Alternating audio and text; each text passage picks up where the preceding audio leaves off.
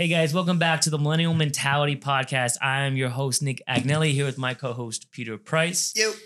And this is our new set. So we Yeah. decided to build a new set.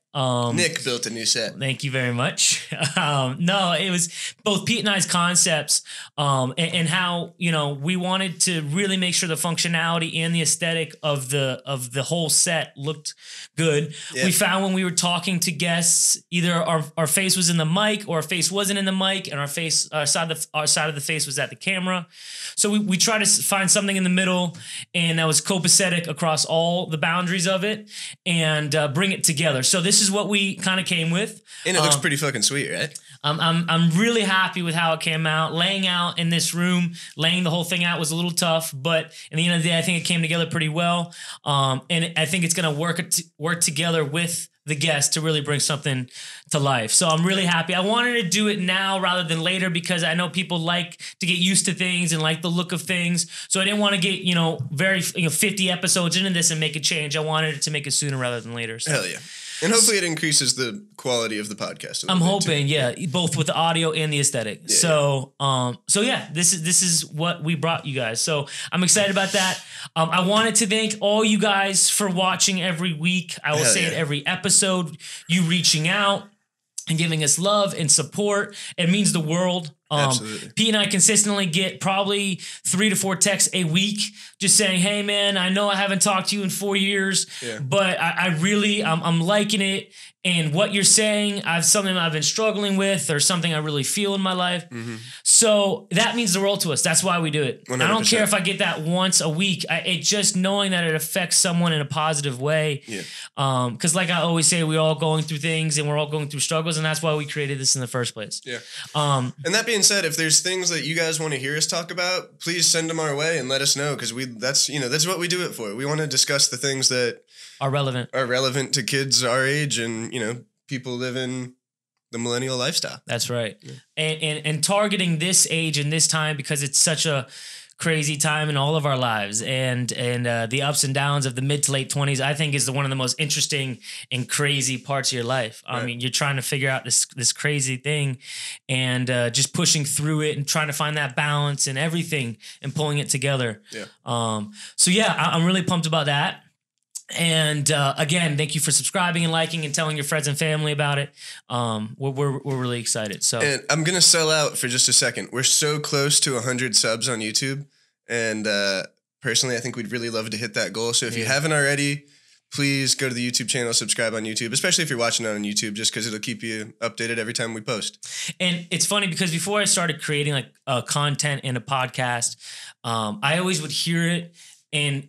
The reason why people do it is to kind of have a metric to base it off of. And that's why we're doing it. We're not doing subscribers to gain money or anything like that. We simply do it just to have a metric on where we're going and how we're growing. You know what I'm saying? And so it's funny because I listen back to podcasts and things I used to listen to where I always used to kind of just like go right by it. Right, 100%. And now that I do it, I totally get why it's a thing. And I find myself showing a lot more love now. Like when I watch a lot of YouTube personally, and when I'm watching something that resonated with me or added some value, a lot of times like educational shit. Yeah. But if it taught me something. And then at the end of the video, they cap it off with like, hey, if this added any value to you, please like and subscribe. It would help a ton.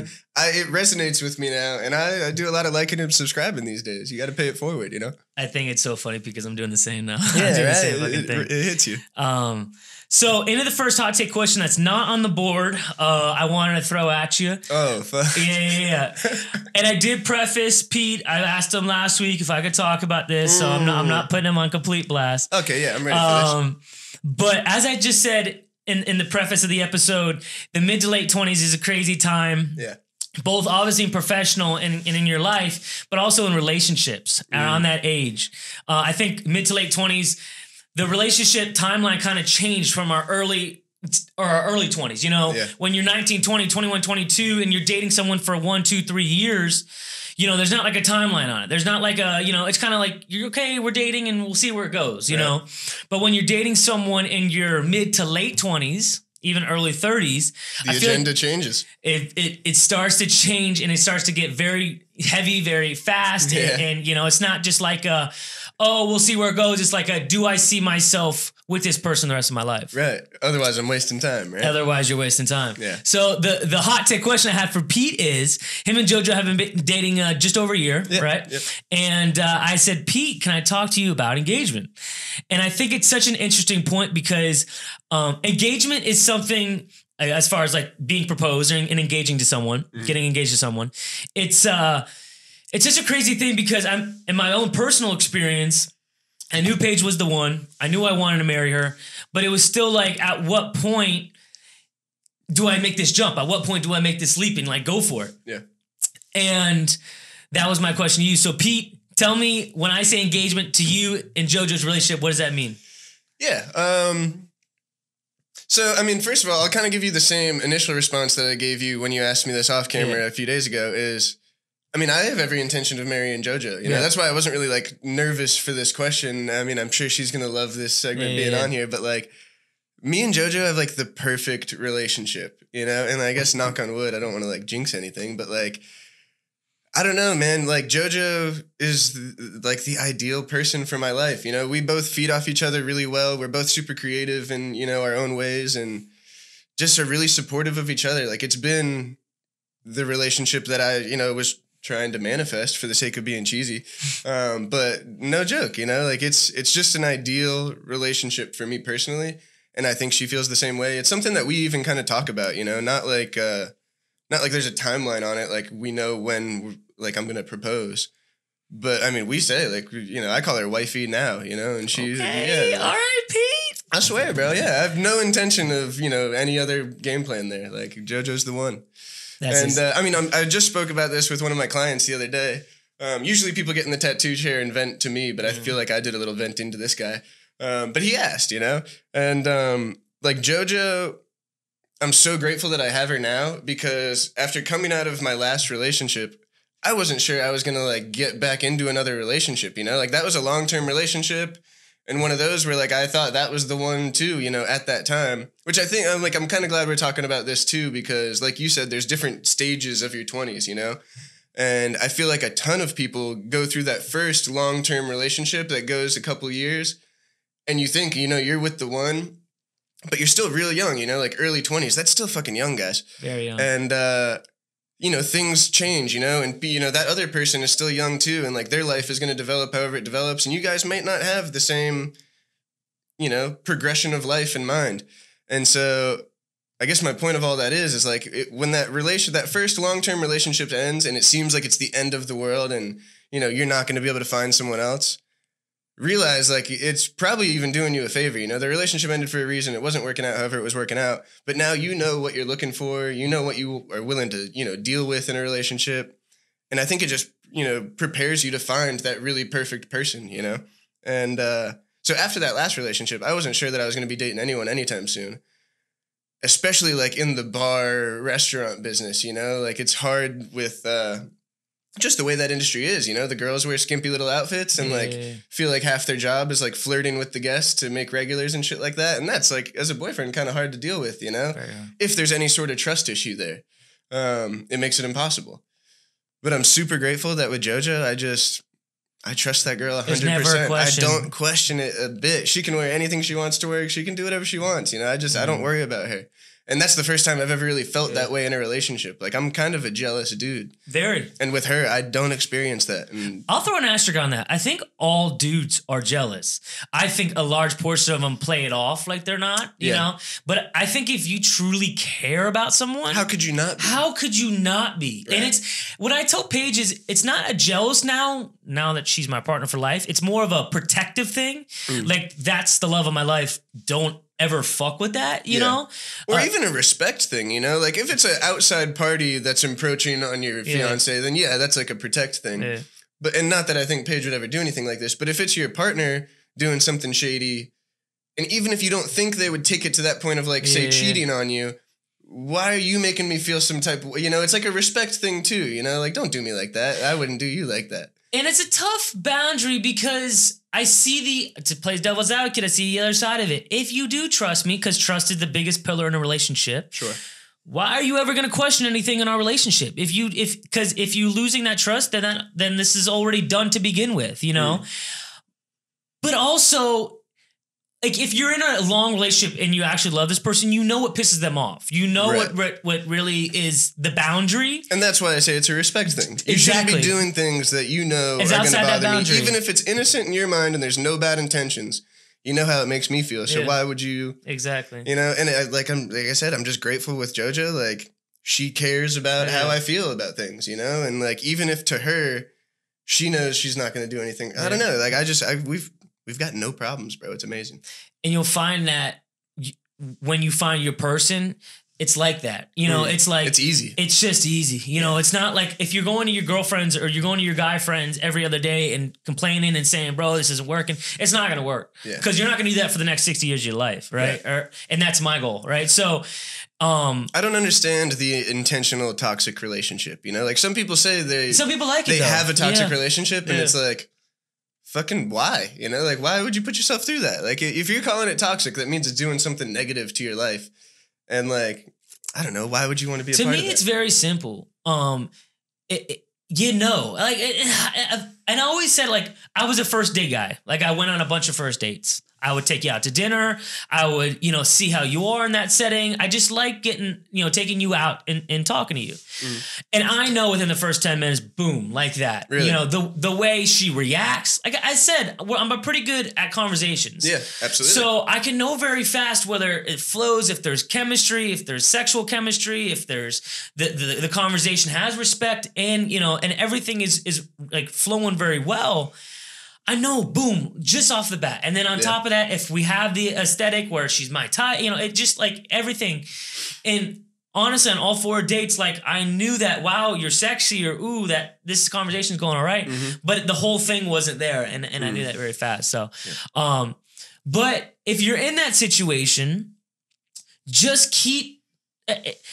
My thing is to toxic relationships, a lot of people grow up and they have relationships that are toxic, and it kind of puts interest in their lives. They kind of like the burn of that, you know? Yeah. And I'm just not one of those, I don't think. I avoid drama at all costs. So, and the end of the day, also, it's the last thing I'll say on this whole relationship topic is, with the respect thing though, and with the jealousy thing, I know guys that take it too far. You know, so it is tough. No, right. There is a reasonable level of it, you know, and there's definitely taking it too far as well. So if you do have a man that doesn't let you out of the house to go out to dinner with your girlfriend and stuff like that, that's not okay. You know, I'm not saying that. I'm saying, like, if, for instance, you're laying in bed and your person's getting text at 12 o'clock at night, and you're like, well, I know it's not her mom, and I know it's not her cousin. You know, what's going on? And that's happening several times, or, you know, something to give you like actual probable cause and be like, this isn't okay. It needs to be a communication thing, you know? That's like just because she's getting texts at 12 o'clock midnight, it shouldn't be like, who the fuck is texting you? You know, like it should just be like, hey, you know, like, who is that? You know, it could just be a normal conversation, and there can be a perfectly normal answer that you didn't realize. Maybe it is your fucking mom, you know? I think communication is kind of what it all comes back to. And expressing how you feel about things without getting angry and without making accusations. And, you know, the other thing is, I think a lot of people make assumptions in their head, you know, and like come up to with their own conclusions. They create stories. The mind does it so fast, bro.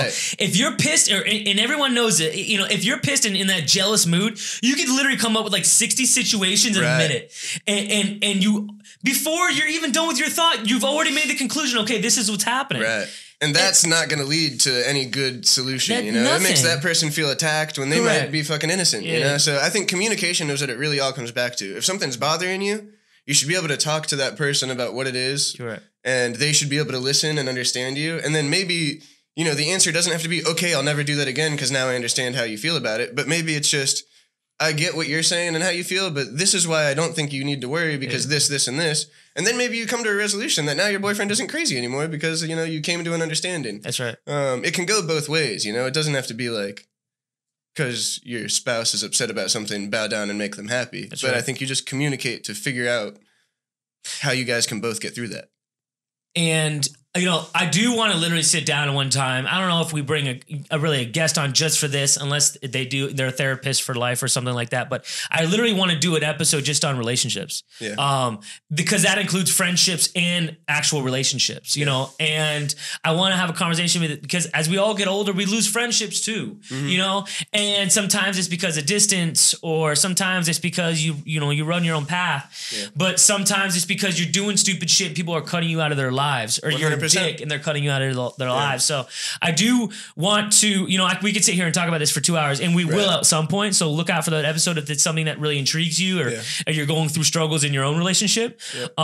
But I think it's a really interesting topic for both Pete and I because back to the original thought, I knew when I was in that stage in my relationship, it's an interesting time because it's not like someone just knocks on the door one day and is like, hey, Nick, you're good to propose in a week. Like, it's like, all right, this is the time. Yeah.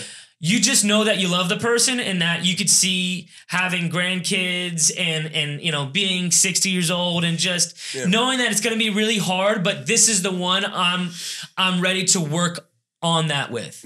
Now it's the time. So back to the original point, Josie, be on the lookout. Joe's my best friend, man. She's my best friend. He really hyped you up. So Josie's an amazing person. She comes from an amazing family, and I don't think that you could have found a better person for yourself. So.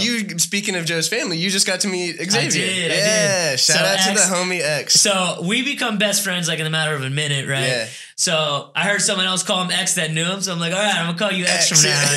It's such a cool name. Yeah, man. But X, if you're watching this, it's JoJo's brother, and he's an old soul, 21-year-old kid he said he was. I say kid like I'm old. I'm 26. Yeah. But 21-year-old kid and just a really awesome person. You can tell he had great energy. We talked everything about from business to life. And yeah, so if we do see you guys out, please tap us on the shoulder, say, hey, what's up? 100%. And sorry to do this randomly, because I know it's a segment that we kind of do supporting local business, but I'm going to just interject it here because it's relevant.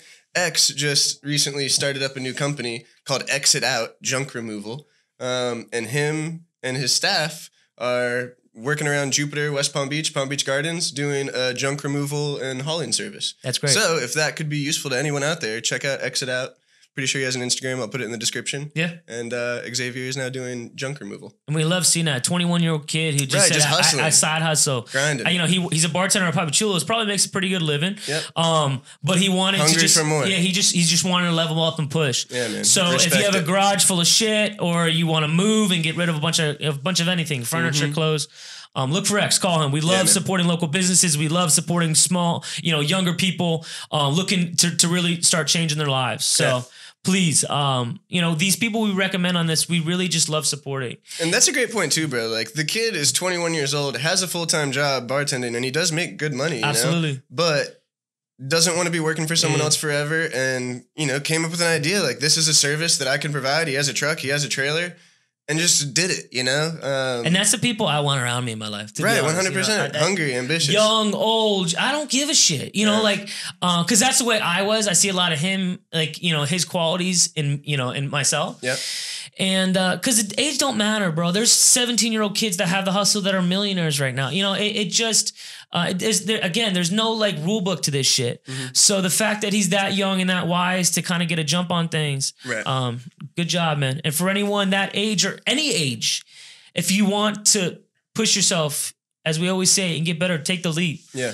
He didn't need to buy the dump trailer he bought with his extra cash. He didn't need to make that next step, but he said, I want more, and I'm feeding for more, and he made that jump. Right. So shout out to you, man. Keep doing your thing. Hell yeah.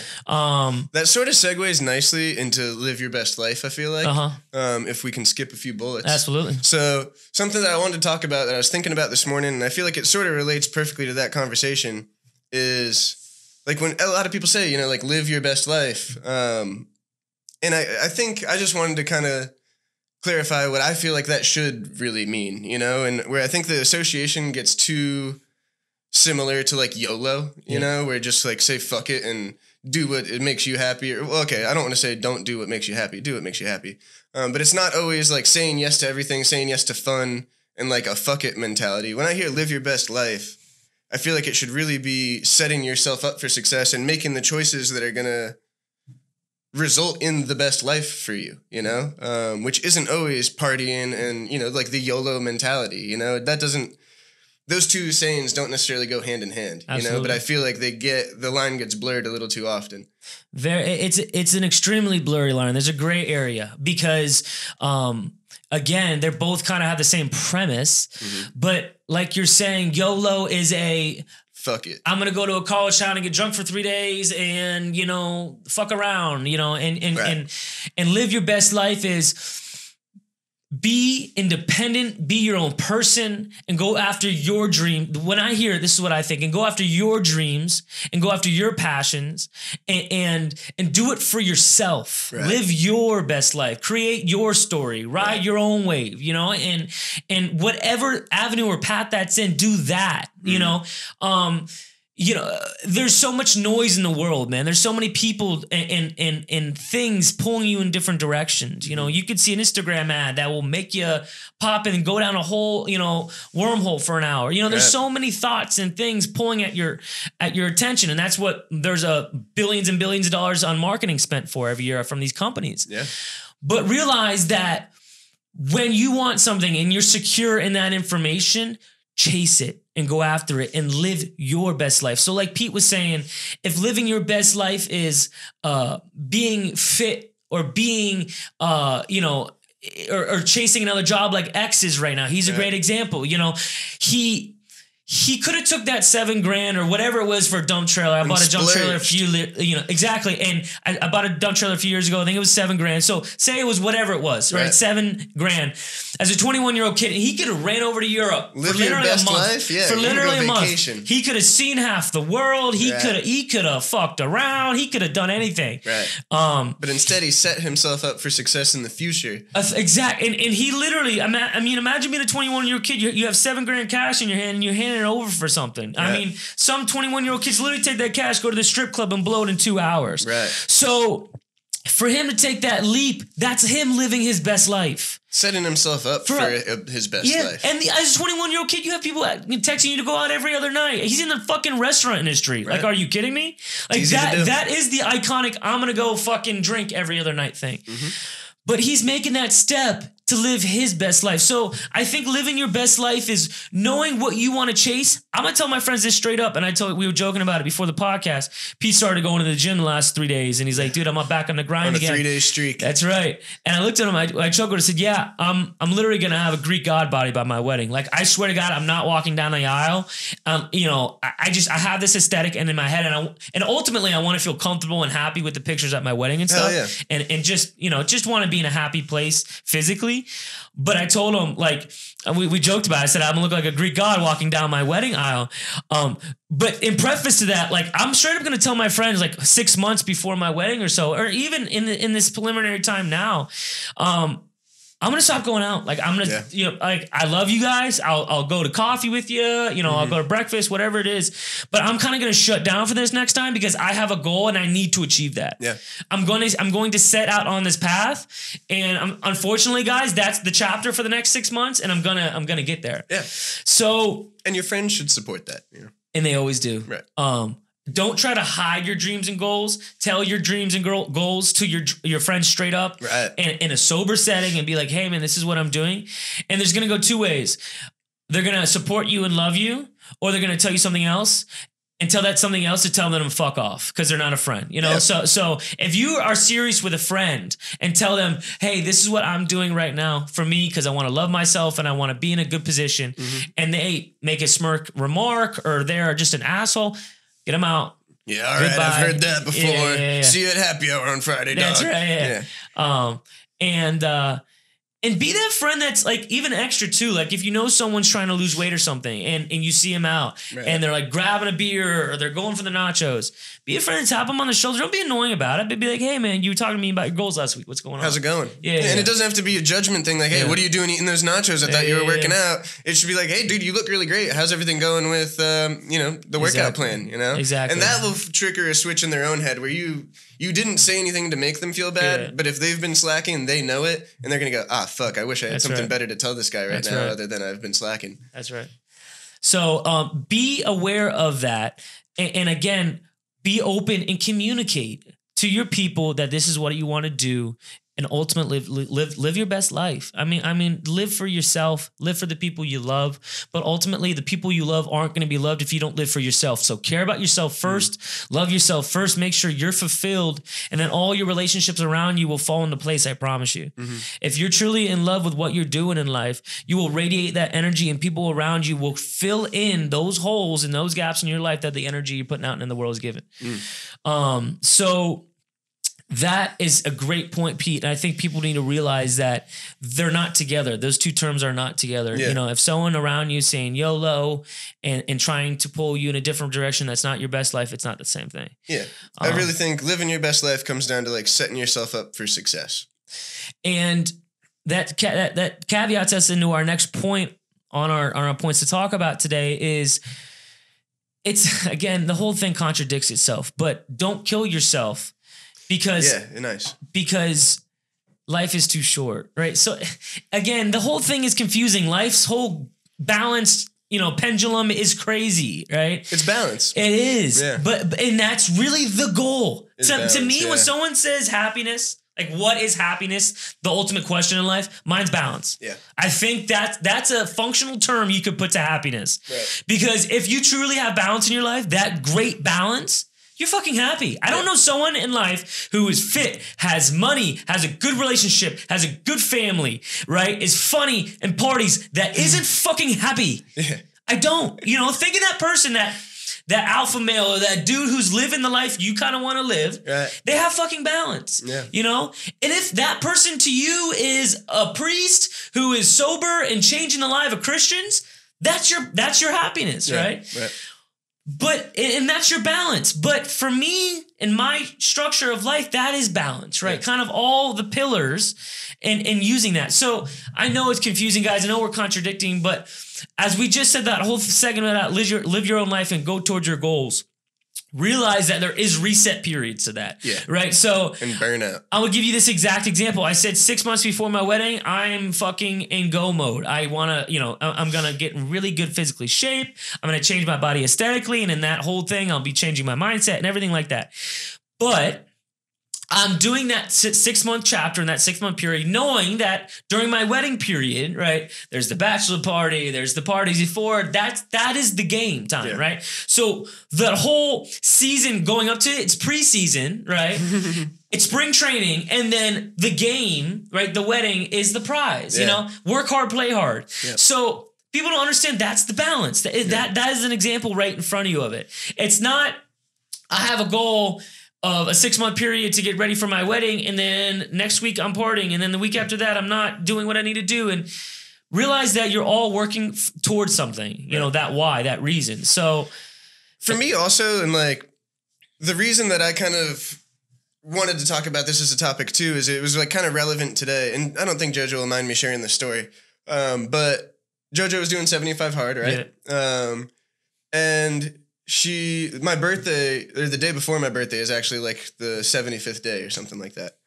So she's like almost complete with it, but at this point she's missed, I think, a couple of like the second workout outdoor, and she hasn't been following through 100%. She hasn't drank the whole time. She's been working out every day at F45, but there's like 2 workouts involved in the 75 hard, reading the book. And I think she's missed a few days here and there, And so I was telling her, like, yeah, I'm stoked. I'm on this 3-day streak. I'm doing good. I'm going to kind of get my shit together.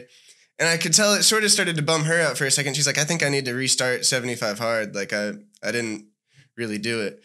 And I could see it was kind of making her upset all of a sudden, and like she's beating herself up, And I'm like, yo, look, baby, you still have been doing really well, Like, you've been eating great. You've been working out almost every day, doing these great workouts. You're doing a lot of things right. Yeah, you missed a few of the bullet points on the challenge. And I mean, you just said it. Maybe you got to restart, and that's okay. So let's just restart, and tomorrow is day 1 again, and that's fine. But like, don't be upset that you didn't achieve your goal, because it defeats the whole purpose. The point of 75 hard is to be happy, and like living your best life. And for you to now beat yourself up because you fell a little bit short, it like defeats the whole purpose, So I guess my point is, have goals, and be driven and be critical of yourself. I'm not saying be a pussy, like be hard on yourself and be critical, but also understand that you're not going to succeed 100% of the time. And when you do fall short, that shouldn't deteriorate you and the progress that you've been making, because you're on a roll already, you know, you've been making progress. Don't kill yourself and beat yourself up because you fell a little bit short. Just identify where you fell short, what you need to do to, you know, achieve what you wanted next time, and start over, you know? And now when you wake up tomorrow, you know what you got to do. You know, you've got your list, you've got your plan of attack, and just fix it, you know? There's no reason to, like, beat yourself up. Be hard on yourself, be critical, and grind. But also realize, you know, like you were saying, there's burnouts, and, like, you need to also have recovery time, and, you know, there's a lot of aspects to it, you know? So I guess it's the balance of being critical of yourself, but don't beat yourself up at the same time. Correct. Just identify the issues and fix them. And one thing to me is, like, remember the feeling. Like, I remember when I changed my life 10 years ago physically, like, every time I had fucked up, or I had, you know, whatever it is that kind of took me off that path a little bit. I remembered the feeling of how I felt when I looked in the mirror. And I remember the feeling right after I had a cheat meal, or right after I knew I didn't do something right. And I used that as just fuel to the fire, you know, and I would just keep picking up. It's like a car rolling down a steep hill, right? And if you put a speed bump in front of that car, it's going to slow down real quick, but just don't let that car stop going. Yeah, you know? Right. And so to me, it's like an 80-20 split. 80% discipline, 80% hard work, 80% going hard and towards your goals. And at 20%, you know, take your time and relax and have fun, because life is so finite. You know, you could fucking die in a car crash tomorrow. I mean, it's so sad, but it's reality. You know what I'm saying? So, and if you can love what you're doing and you can be passionate about what you're working on, but if you don't give yourself a break sometimes, you know, and you're just 100% pedal to the metal from start to finish, you can hit that burnout, you know, and no, you will hit that burnout. You lose passion for it. It stops being fun, and then it affects the end result. Exactly. So I think taking time for yourself, even when you're on that fine path, is important as well. Very. So it's really good. We've talked kind of about, quote unquote, our more serious topics already. Yeah. Now let's get to the funny shit. And that was great. Yeah, I really like the way that flowed. Yes. It kind of went one right into the other. So, the first question I got for you today, Pete, and we've been rolling around with this idea for a little bit. I put it on my Instagram story last week. What do you think about a bidet seat? All right.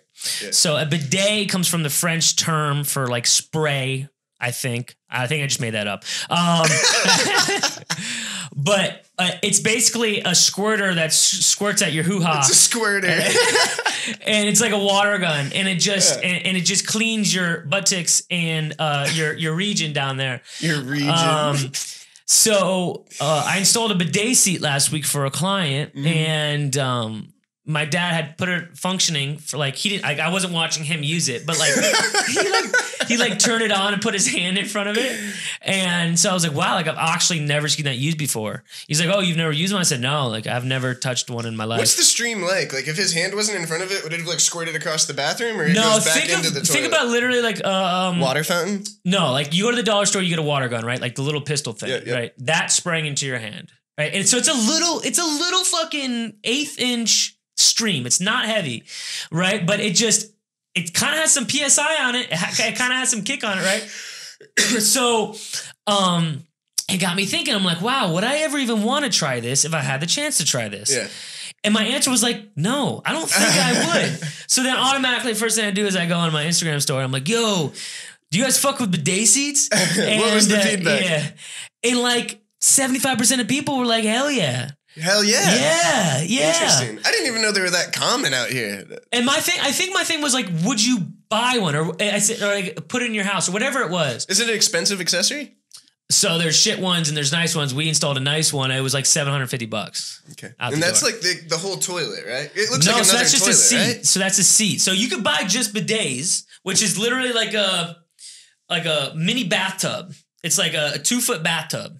Okay. And in the middle of it, it literally just has a sprayer, and you hover over it, and it sprays. So, like, in my condo I work at, it was built in the 70s for very wealthy people. Okay. And it's tradition there's a toilet and a bidet. Right. And all the condos I work in, we always take the bidets out. But at the time, it was popular where you'd shit in a toilet, flush it, get up from that, hover over the bidet, turn that on, and it'd spray your asshole, and you're good to go. So now there's bidet seats, which go on a functioning toilet, so you don't have two different things. Right. The bidet seat's basically a toilet seat on steroids, like it's thicker, and on the back of it, there's a thing that drops down and it sprays at you. Right. And there's a clicker for it, and you got the whole thing. Yeah. So, do you think you'd fuck with that? So the way that you describe it, and it being like a water gun stream, I'm just kind of questioning like how good of a job it's doing. I don't. You think it's getting all that stuff clean? So that's my theory. And do you check after? Like, do you have to wipe to first of all dry? Because I remember you said your issue with wet wipes or baby wipes is leaving it moist down there. So I mean, imagine someone squirting you literally with water. Yeah. A device squirting you with water, and now your butthole's dripping. See, that's just a weird vibe to me. So then do you dry it with toilet paper after? One, to make sure that it did its job, and also to dry the area off. And if that's the case, and we got to wipe either way, why even use that step? Why not just wipe from the beginning? The whole thing is a little confusing to me, and I know people who if you use bidets every day, they're probably like, well, these peasants use toilet paper. You might be right, right. I'm not knocking it. I need to try it, I guess. Because I do have a source close to me. I'm not going to reveal this source I have. But he said on the third try, he really liked it. So it took him a few tries to break him in. Because I think if you go in there with squeezed butt cheeks and nervous, you're not going to enjoy it. Right. But I think if you go there and you're just ready for the ride, open-minded, then I think you just relax and you just let it happen. That's so funny. I think it's really sketchy. I don't really want to try it. I will try it though. I kind of want to try it drunk for the first time because I feel like I'll just be super fuck it. But I could try it and be super, like it, I don't know. I don't really fuck with my asshole like that, I know we learned that on the wet wipe episode. Yeah. So I don't know, man. If I come across one back there too, how do you know if there's no rear view camera right there? Then how do you know you got up and you're still don't have a bunch of shit in your ass? Right, exactly. You can only know by verifying with a wipe. And if that's the case, you might as well just wipe from the beginning instead of buying the $700 water gun. That's so true, dude. I don't know. I want to try it, but I don't think I will buy it for my own home. I'm curious to try it, but back to our Sam Alsop episode of your best flex in your house. If your flex is a bidet, I think you need to reevaluate what a flex is. Yo, come check out my bidet seat. Yeah, bro. You guys want to take my bidet for a test ride? No, low key, go on. Don't worry about it. I hover, dog. Don't worry. Go on setting 2, bro. You know that vibe. Is it cold water? Is there a temperature to it? No, dude. So it is this was the Mercedes-Benz of bidet seats, but it was a heated seat, so it's already heated. You sit down, it's hot water coming out. I do think a heated toilet seat should be a more common. Dude, there's nothing worse than when you sit down and it's cold. You're like, oh, right. Shit. I mean, it should almost be a standard feature. If you have a decent toilet, it should just have a heated toilet seat. But you have to add an outlet there. A lot of areas around toilets don't have outlets right there. That's the thing. For all these bidet seats we install, we have to put an outlet there. What if we invent something where the plumbing system inside the toilet powers a pump that powers the heated seat? Come on, Nick, we can do this. Well, if you're saying powers, Pete, but there's no electricity. Yeah, but how does a turbine? You're gonna use a turbine kind of thing. Exactly. There's water going on inside that thing, bro. You might have an idea right here. Come on, bro.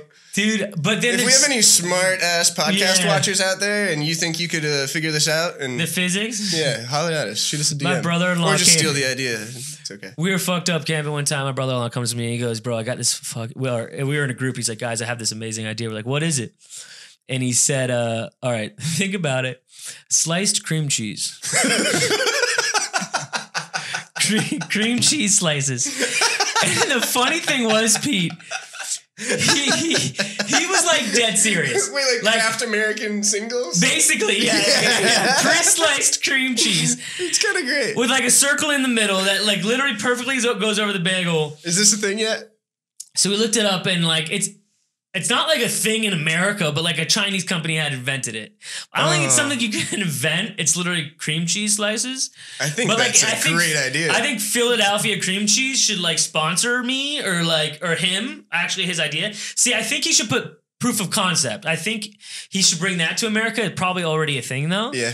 But like, I think I would try it if I was walking by in Publix and like saw Philadelphia cream cheese, pre-sliced slices of cream cheese. I think I would fuck with it. I'd be like, no, it's a genius idea. I mean, I'm not a cream cheese guy myself, but then the question is, how thick are the cream cheese slice? Are they a 1/4 inch thick? Or are they a 1/2 inch thick? That's true. Some people really glob that shit on there. That's what I'm saying, you know?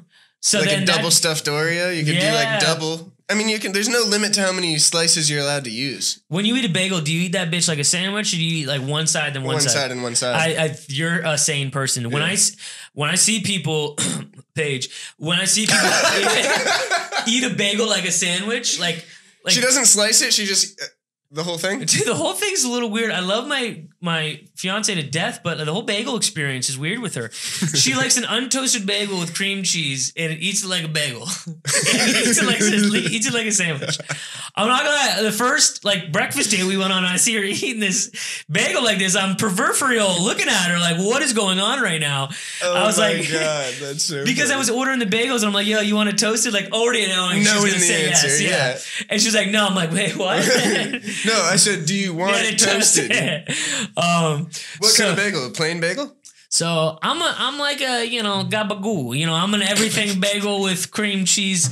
If I'm feeling spicy, we throw jalapeno. Yeah, we throw jalapeno cream cheese on there. My sleeper pick bagel of the week is a salt salt bagel. You ever fuck with a salt bagel, bro? No, but I think I would love it because I love an everything bagel for the saltiness. Yes, right? So I'm telling you, Pete, next time you're at a bagel shop and my distant voice is in the back of your head, literally just think, or anyone out there, fucking try a salt bagel, toasted with cream cheese. Dude, it'll change your fucking life, low key. You a flavored cream cheese guy? Dude, since being with Paige, she got me on jalapeno cream cheese. Oh, that sounds nice. How about you? I'm not a cream cheese guy in general. Really? I don't fuck with any of the... I'm not a big cheese guy. Wait. Would you just... I went really fast past my head. You said you're not a cream cheese guy? Not a cream cheese guy. Really? Yes. And I'll elaborate. I'm not really a cheese guy. I will eat cheese almost only if it's melted on something, with the exception of gorgonzola, blue cheese. Those I can't fuck with blue cheese at all. You fuck with goat cheese? No. No cottage cheese, no goat. Any of the ones creamy. Are white, custardy, smooth. Yeah, but American cheese on a burger is fine. Melted in most scenarios is fine, but I will not do feta, no goat cheese, no blue cheese. What is it? The texture or the taste? Both. I mean, blue cheese tastes like fungus to me. What? It also looks like fungus. Oh, you can't say that. Is. Oh, yeah. I remember growing up, bro. You're gonna eat blue cheese. It's literally mold. That was the thing growing up every time. It looks like mold. It is, low key. It's mold, Pete. But right, so why can you not say that when it is because mold? I ain't gonna say it out loud if I'm eating blue cheese. I'm not gonna say oh, this is mold. You're the freak that decided you liked mold. I don't.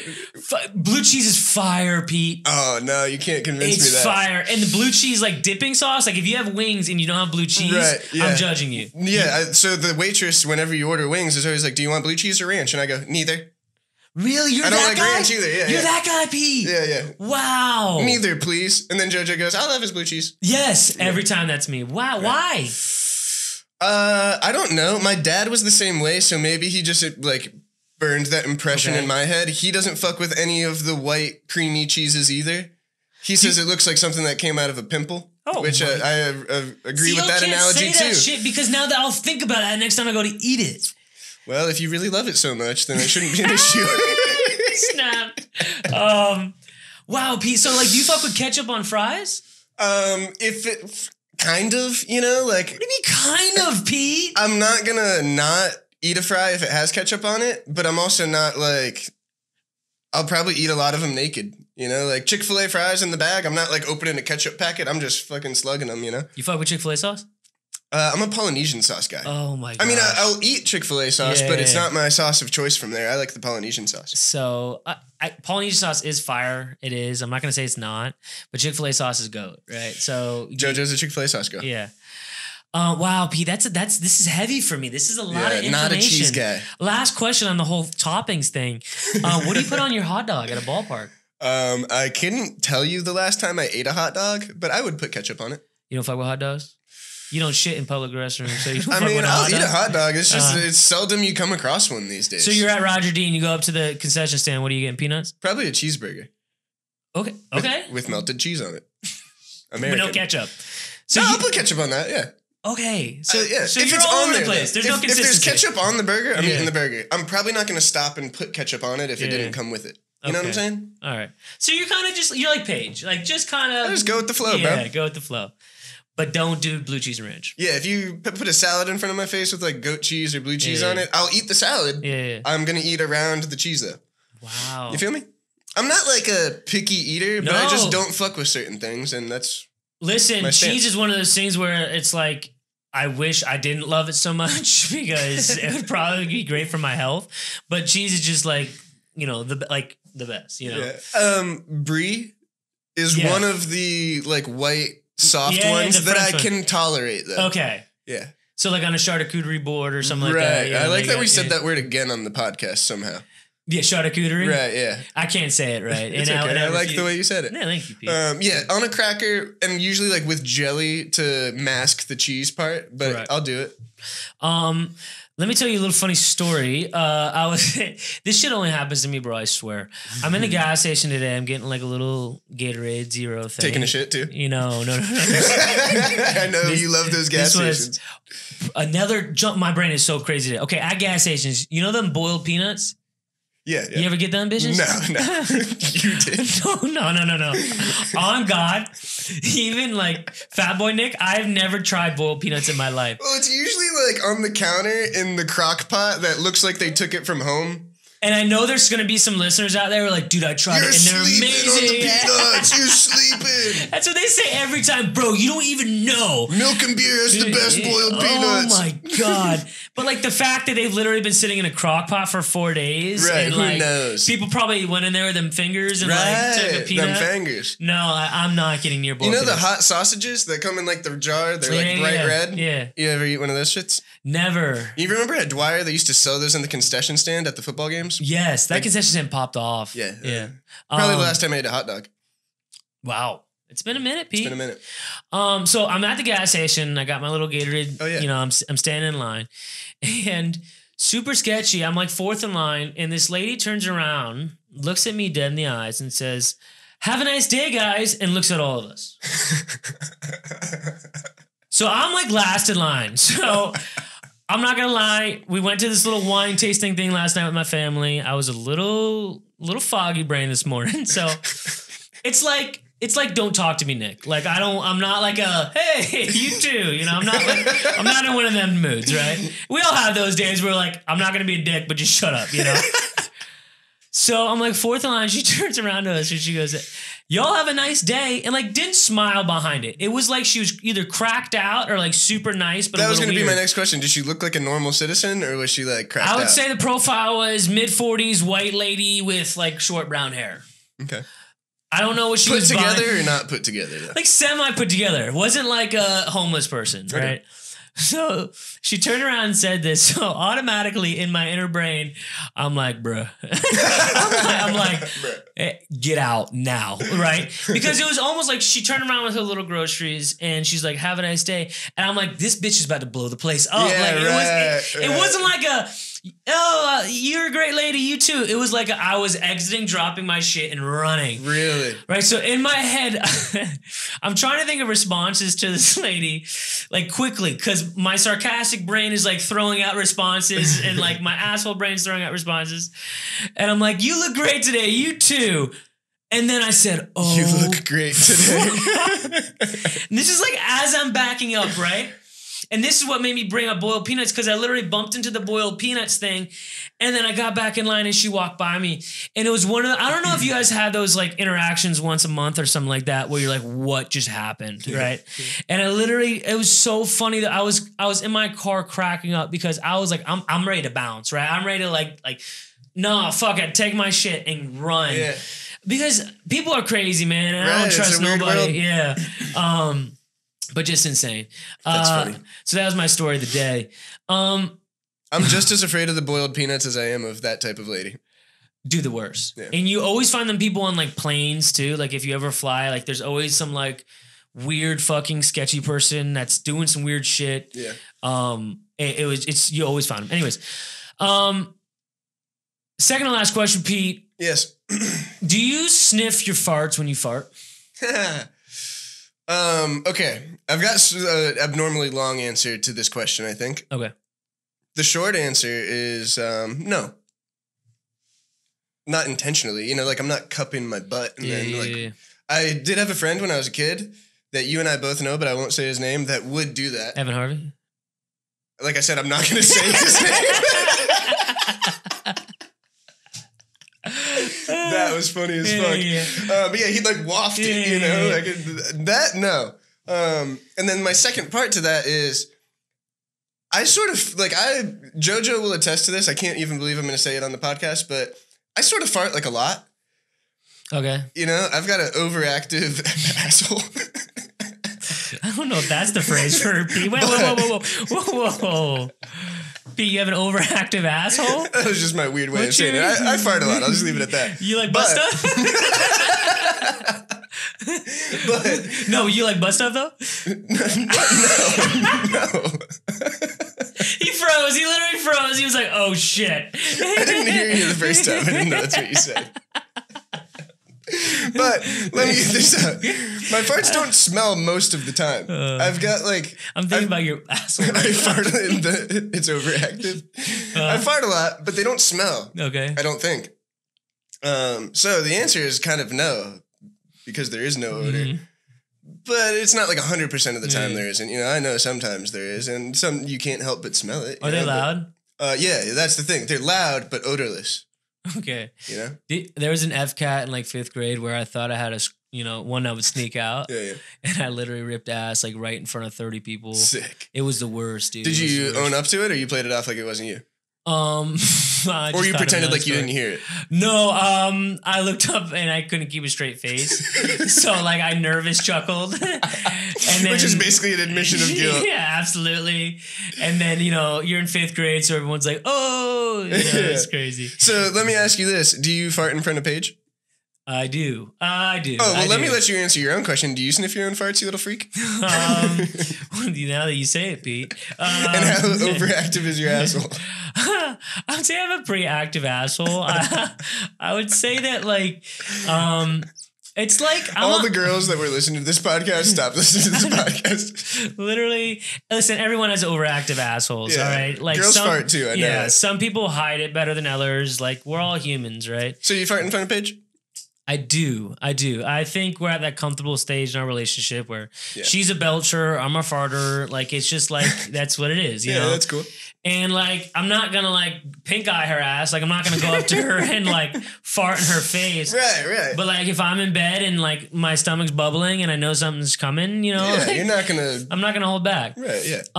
So... But to answer the initial question, I do sniff my own farts when I fart for them. And the reason this got brought up in my head, because you guys are obviously hearing how weird I am as a person over this whole podcast, is I farted and like I went for like a where'd it go? You know, like I wonder if it went this way or like is it down? You know, yeah, you were seeking it out. So like I was like, and B, does it smell? Like, do I need to get the fuck out of here? So I did that, and then like after it, I was reviewing my whole experience, and I figured out that I do that almost every time. And then I thought, wait, do everyone else search for their, farts when they fart? Yeah. And not in like a kid way, not in like I wonder if I farted, but like when you fart, do you like just give like a little curiosity, like a little, oh no, like where am I right now? Yeah, and then do I need to get out of here? Exactly. Like they assess the whole situation, then they make a decision based off of that. So I think it's pretty normal. I think like 0.01% of the population will ever admit it. Yeah. But I don't think I'm the minority. So it's funny we were talking about this because me and JoJo were actually just talking about it too, and I fart in front of JoJo as well. Okay. Out of necessity. I think I would have a lot of stomach problems if I didn't. Yeah. But good friends of ours who have also been a couple for a long time, longer than me and her. Yeah. Like, they've been together for years and years. And she asked the guy in that relationship, he was like, do you fart in front of your girl? And he said no. And it sort of blew my mind. They've been together Was he joking? No, he's dead serious. He's like, no, you fucking kidding me? No. I know some relationships. I'm not gonna say weird. They've been together for like 4 years. I know some relationships that are like super like weird and kinky about it. Like they'll like it's like their thing. Like they'll fart and burp in front of each other. And I know relationships on the other side too, where it's like I'm going to shit. I'm gonna go shit on like the other side of the house, and like you know, like I've built houses for clients and very wealthy, and like the lady wants their own toilet room in the master suite. Wow. Like she wants it completely separate. She wants a door on there.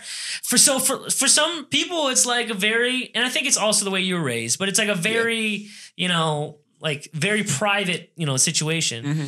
But that doesn't surprise me, you know. Yeah. And I think all relationships have those weird, kinky things that are not weird, but you know, unique. I'll say. Right. I will clarify that it's not a kink in our relationship. You know, like no one. It's like, ooh, that was a good one, baby. You know, like, I'm sure it's a kink for some people, bro. That's interesting. There's kinky people. Point. I guess so. Those people probably have bidets. You're damn fucking right. Last question, Pete. Yeah. If you were to pick one accent in the world, which accent would you pick? Ooh. Actually, / what is your best accent to say? Ooh. I mean, my initial response wants to be like a British accent is what I would want to have. That's what you're going for? I mean, what's your answer? I'm trying to think of even another accent that would like... I'm trying to think of like... I mean, it'd be dope if I had like a Jamaican accent, but I would also... It doesn't suit my appearance at all, you know? Like if I had a British accent, it would just be like, oh, Pete's from fucking London or some shit, you know? Give me a Jamaican accent real quick. Oh, shit. What the bumper club, bro? That's what I got. Pete, wait, what'd you just say one more time? What the bumper cloud, bruh? Man, I'm really... If you see the police wanna... if you see the police wanna, brother... Yes. Okay, so British. Yeah. All right, I could see you with like an Irish accent. Oh, yeah, okay. I can see you as an Irish I'm Irish, so that makes sense, yeah. A little bit. I got a shamrock tatted on me. My brain is freezing out. What's an Irish accent? Like Scottish? It's like... let's go to the pub. They do say that. Yeah. I don't know. It's like... It's similar to British, but like rougher, I feel like. I'm thinking of Shrimp on the Bobby, but that's Australian. Yeah. And I mean, same with like South African. They sound like they're sort of British too. That's a crazy accent, yeah. My favorite one is Indian. Like... Hi, my name is Nick Agnelli. Right. I'm here on the Millennial Mentality Podcast. This is my favorite thing to do every week. I come here and I talk about situations. And I talk about people and I talk about the good and the bad. Bro, that is so funny. So after this, I'm going to assess the situation and I'm going to think, my God, dude, are you in or are you out? You got to pick a situation, Nick, because it's getting too much. It's getting too much to bear. That was really good, dude. I like an Indian accent, great. Bro. That's funny. Imagine me getting cast for a movie and it's an Indian movie. Like, there's all these Indian people like in Bangladesh. Is that India? Bangladesh? Oh, I'm fucked. I think so. I think I just picked it. Yeah. And there's all these Indian people. You see me walking in the background. Yeah. What was that? With a turban or something? Oh my gosh. Dude, I could never go to India though, dude. I feel like that's my least place in the world to visit. Why? Fuck is in India, dude. I don't know. Is there the palace? Like there's a palace in Bangkok. Is that Thailand? Fuck. Yeah, no, Bangkok is where the fuck is Thailand, dude? You know, like that whole part of the globe is crazy, man. You know, it's around there somewhere. Yeah, you know? I don't know. I'm not. And no disrespect to Thailandians. Thailandians? Is that what they are? Well, fuck no. I think they're just Thai people. Oh, that's it. Thailandians. They're just Thai. God damn, that's so funny. I've got a funny story just to make you feel better about that one. I was talking to a friend one time about Peru, and I was like, dude, like what are they? Fuck, no, I'm you lost watching the story, yeah. Peru and South America you're talking about? Yeah. Did you think it was in Asia? No, I was trying to think of what you called the people from there. Peruvians. Right. I can't think of what the dumbass word I said was, though. Dude, it's a hard thing though. Like, all right, what do you call people from Michigan? Fuck. Michiganders. That's the correct answer. Who decided that? A Michigander you know, like a person from Michigan, you know, like it's like ours is pretty simple. Floridian is yeah. Like I'm a Palm Beachian, you know, but what about like from Maine? You Mainer? Mainese? Mainese. That's a good one. Mainese. You're at a bar and the guy next to you's talking to a girl on her first day. He's like, yeah, I'm Mainese. Rhode Islanders? No, there's no way. If you're from Rhode Island, I'm saying? No, I think they just say I'm from Rhode Island. Right, we don't need nicknames. We're thinking the fuck out of this. Yeah. Well, anyway, guys, that was we're gonna end on that. That was the podcast for today. I think that our core audience will like, and our extended audience will like these boys only episodes just as much as the guest based episodes. I think it definitely brings a different vibe to the whole thing. Yeah. And I think people just like our chemistry as hosts together, you know. And so for those of you guys, this is a Freestyle Friday / kind of a bonus episode. And if you listen to this whole thing, thank you for that. Yeah. But just for your Friday laughs and entertainment, and also talked about some inspirational stuff as well. Yeah. So, thank you guys for watching, listening, viewing, and subscribing. Absolutely. If you could tell your family and friends about it, guys, that's just would mean the world to us. So, thank you. Look for us on Monday. We have Berkeley McGahee on the podcast, and she tells her amazing story. So we're excited for that. But we will see you guys next week. Hell yeah. Peace. Thank you.